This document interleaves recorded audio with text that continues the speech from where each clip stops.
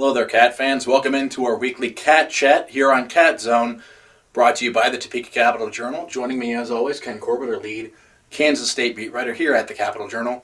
Kenny, we're halfway through football season. Basketball season's coming up. How you holding up here? Pretty good so far. Haven't got real heavy into the basketball yet. A couple media days. I'm going to miss Big 12 media day next week because of same day as K-State's football availability. But it's starting to get hectic with basketball starting next week with an exhibition game on Friday. Next week. It's crazy. Earlier and earlier. I know, right? Let's go ahead and stick with football, though, for now. K-State travels to Norman this weekend, falls 38-17 to Oklahoma. K-State now 3-3 on the season, 1-2 in the Big 12, and Kenny, K-State fell behind 14-0 in the first quarter here. That's really not what Bill Snyder wants to see from his team. No, that's never a good situation for K-State, the way they like to control the ball and kind of grind things out. It's not a team built for comebacks, although they were there and had a chance again, a couple plays here and there, but falling behind is always a problem for this offense. Oklahoma quarterback Baker Mayfield got pretty much whatever he wanted through the air, 25 of 31, 346 yards and 4 touchdowns. Through the air, Joe Mixon adds 177 total yards. He also had a passing touchdown on a trick play there. Can't really hold that, I don't think, against the K-State defense too bad. K-State's defense a little bit better in the second half than they were in the first half. Still kind of starting slow, though. Is there any reason maybe being given by the K-State coaches for this? Not a legitimate reason, no. But that's kind of a bone of contention last week. Bill was asked that question, didn't really give a response. Mm-hmm. But that's been a trend. Stanford, Texas Tech, this game.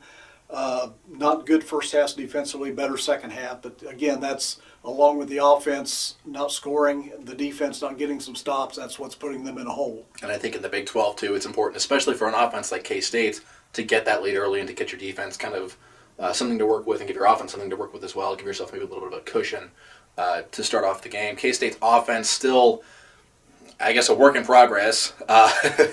They only put up 17 points against a struggling, albeit talented, Oklahoma defense. The big story in this game, though, Jesse Ertz, K-State's quarterback, leaves with a shoulder injury. Joe Huebner, not Alex Delton, comes in to replace him. Anything to take away from that? The only thing I can think of is, Joe has experience. Alex Delton does not. You're only going to get experience by playing, but Alex has never played in a Big 12 game, and throwing him into that situation at Oklahoma would have been very tough. But I thought even, late in the game when things had pretty well been decided, there was a chance maybe to put Alex in for a series or two, get him a taste. But again, maybe you don't want to throw him into that desperate situation. Jesse Ertz goes 8 for 14, 68 yards, no touchdowns, no picks. Joe Huebner, 12 of 23, 157 yards and a touchdown. Not a huge difference there between the two guys, and really I don't think there's a huge difference from what Joe Huebner gave you in the second half compared to what Jesse Ertz has really given you all season. Not really. I mean, Joe is still struggling with hitting the short passes. I mean, he has a great strong arm, which he showed on the 54-yard touchdown pass to Dominique Keith, but it's just those touch passes when he had a 4th and 2 or just the little passes out the flat that he just doesn't seem to be able to connect with. Everything was low at receiver's feet. So, I mean, he needs to elevate his throws and just to be a lot more accurate. And you would think for a guy that's already had as much experience as he has, maybe that would be something for him to work on, or to have worked on to this point. But still struggling with that. Again, Jesse Ertz hurt his shoulder in that game. What's the status on Jesse Ertz coming into this weekend? We don't know for sure. I expect him to play. Bill Snyder said twice this week he anticipates he will play, but you don't know for sure, with K-State and their injury situation. So right. Would not surprise me for him to play. Would not surprise me if he doesn't play. I mean, I think it's kind of a toss-up without knowing anything concrete. You mentioned Alex Delton. Let's talk about him for just a second. This K-State offense really kind of seems to be struggling along. Texas Tech, really the only game that I think that they didn't have many issues in. They got the run game going really in that game pretty well. But you mentioned you don't want to throw Delton into a Big 12 game on the road at Oklahoma against a very good team. You're playing a Texas team this week at home that's struggling. Your offense is struggling as well. Any chance we maybe see Delton this week if this offense continues to kind of plod along? I believe so, especially if Jesse Ertz is not able to go and Huebner starts. I think we'll see Alex. And I think that could be more important, too, if Jesse's hurt.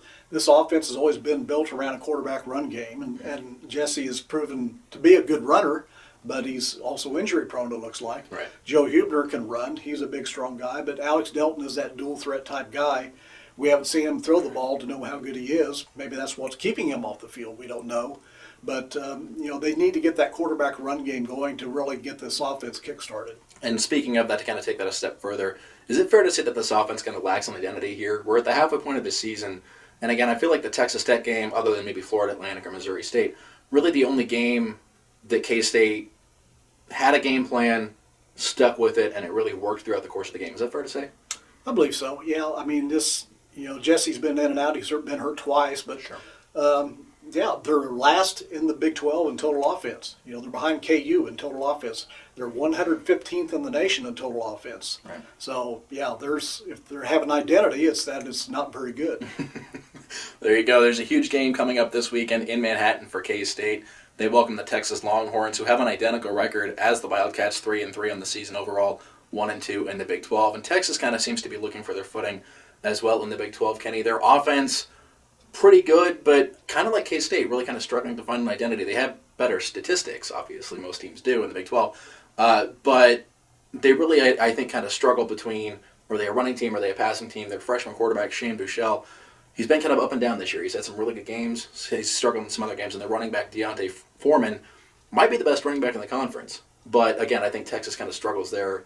Are they a running team? Are they a passing team? What are they kind of doing there? Yeah, there's kind of, they kind of really have the best of both worlds, though. I mean, Buechele is a true freshman who has started. Mm-hmm. They also have Tyrone Swoops, who comes in. They call it the 18-wheeler package. It's short yardage situations, goal line things, a big, powerful quarterback. But, they had two really good running backs. One is out with an injury, Warren. But Foreman is kind of an anomaly in the Big 12 anymore. A big, strong running back who's kind of remind you of the old glory days of Texas with their running back. So that'll be a challenge for K-State's defense to control him.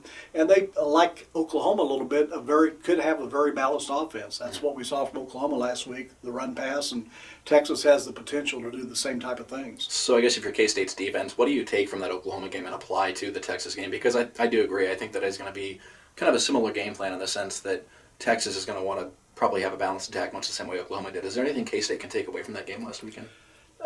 Well, they need to shore up the secondary. They had some miscommunications, some breakdown on some big plays. But, again, the biggest thing is the pass rush. They weren't able to get to Baker Mayfield. He gets rid of the ball so quickly. They never laid a finger on him. I think it's a little different with Shane Buechele being a true freshman. You might be able to get a little more pressure on him and rattle him a little bit. This Texas defense, though, not great, not awful, especially by Big 12 standards. They average 444 total yards, 165 on the ground. Is it safe to say, Kenny, that K-State's going to want to get that running game going much like they did against Texas Tech? Oh, absolutely. I mean, I think the defense is getting a little better. I mean, Charlie Strong took over running the defense a couple weeks ago, and they've been getting a little better. But there's so much speed and so many athletes on that defense. You wonder why they're not dominating a little more. And that's what Charlie Strong was known for, his defense. So, I think they are starting to get a little better. They really shut down Iowa State last week. That's pretty much a dominating performance. So it's a team that's starting to gain a little more confidence, which is a dangerous situation for K-State. And just kind of in a general sense, how big is this game for K-State? Because both teams coming in at 3-3 overall, 1-2 in the conference. There's kind of a log jam in the middle of the conference with about four other teams, including K-State. And to me, if you don't win this game, your path to bowl eligibility gets really cloudy for K-State. Remaining games after this, at Iowa State, they play Oklahoma State, Manhattan. They go to Waco, play KU at home, and then at TCU to finish off the season. That, to me, looks like two teams that you should beat and a whole bunch of toss-ups there to the end of the season. So with 3 wins, if you lose this game, to me, there's only 2 more wins that you can really count on and say, we should win those games going forward. Is that a fair assessment? Yeah, I mean, this is a game that Texas has the same record as K-State, and K-State is at home, so you not have to win at home. They're 3-0 at home, 0-3 on the road. They've won 4 straight at home over Texas. So, yeah, I mean, these next 3 weeks, I think, will tell a lot about K-State's season. I think, if they get 2 of these 3, a good chance to sweep all 3, then you get bowl eligible. If you lose 2 of the 3, then it's really going to get dicey to get those 6 wins to get to a bowl game. Is there any kind of maybe a question about the long-term confidence in this program, the way that it's headed? They're 3-3 right now. This offense has struggled. They struggled all year last year. They've struggled this year. And the quarterback situation seems to be just really fluid since Jake Waters graduated. And Bill Snyder's not getting any younger. Is there any kind of maybe question about the long-term health of this program? Yeah, you see that. I mean, you look at social media, message boards. There's some doubts among a big portion of the fan base. I mean, Bill Snyder is always going to have his supporters, and people who believe that he knows what he's doing. This is still a young team, but Bill Snyder's been called into question. Dana Dimmel's been called into question. At times, even Tom Hayes has. Even as well as the defense has played for the most part this year. Right. So, but when you lose a game, people are going to be upset. When you win, there's still things you can do. I mean, even Bill Snyder's that way. When you win a game, he looks at the questionable aspects of a game. So, sure.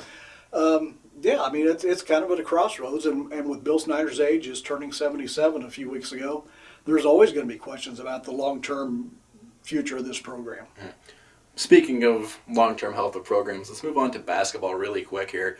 We mentioned last week they were picked to finish ninth in the conference in the Big 12 by the Big 12 coaches in the preseason poll. Earlier today, here on Thursday, the top 25 coaches poll came out.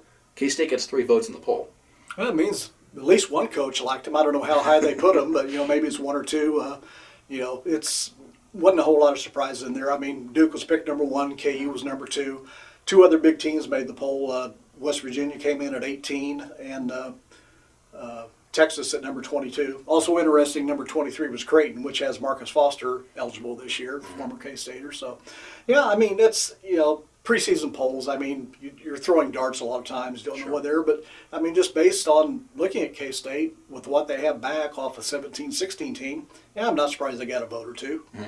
And we'll see what happens again with K-State basketball. You said next week is the first exhibition game? Next Friday, a week from today, on the what is that? The 28th exhibition game against Pittsburgh State, an MIAA team coached by former K-State player Kevin Muff. So yeah, it'll get going quickly. Basketball season just around the corner. K-State again plays Texas this weekend, 11 a.m. in Manhattan. We'll see how that game plays out, and we'll probably start talking more basketball next week on our weekly Cat Chat. Thanks for watching, guys. We'll see you next week.